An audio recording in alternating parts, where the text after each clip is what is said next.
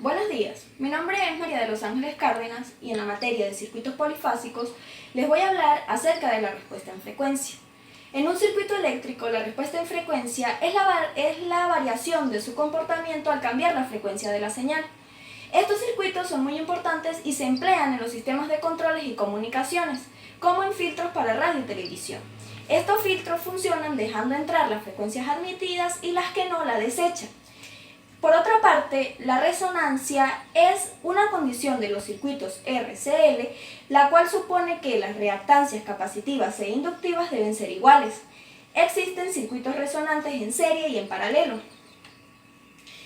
De allí que un circuito resonante es aquel que está compuesto por un condensador y una bobina conectados entre sí.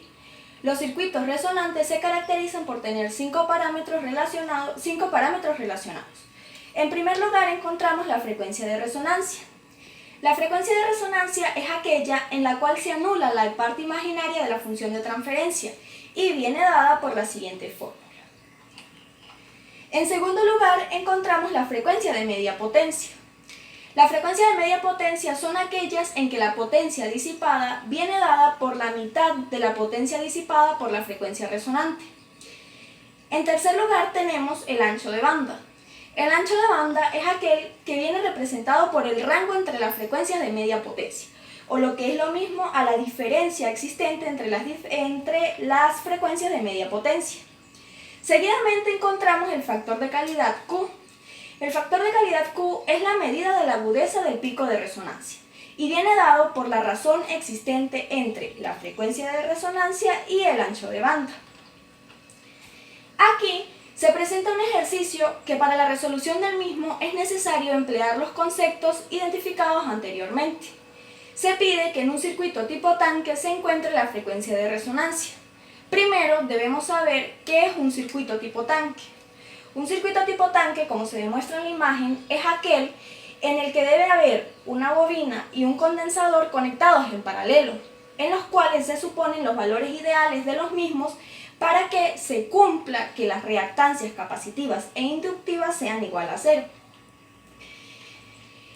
Para resolver el ejercicio es necesario encontrar la capacidad del condensador y la bobina que cumplan con esta condición.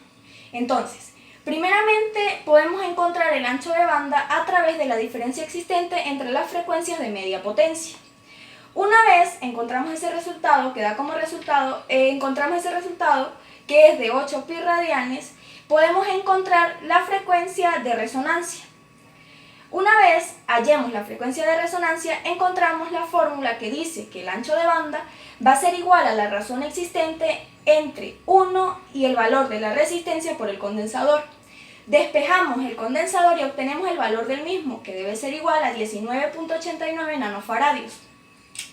Seguidamente corresponde determinar el valor de la bobina, en este caso despejando la ecuación de frecuencia de la resonancia. ¿Por qué? Porque ya encontramos la frecuencia de resonancia, ya encontramos el valor del condensador y despejando la L encontraremos la capacidad que debe tener la bobina.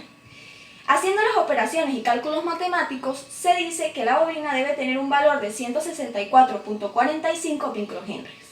Finalmente podemos calcular el factor de calidad, que como se mencionaba anteriormente se calcula a través de la razón existente entre la frecuencia de resonancia que encontramos anteriormente, equivalente a 176.000 pi, entre el ancho de banda que son 8 pi, dando como valor de resultado 22.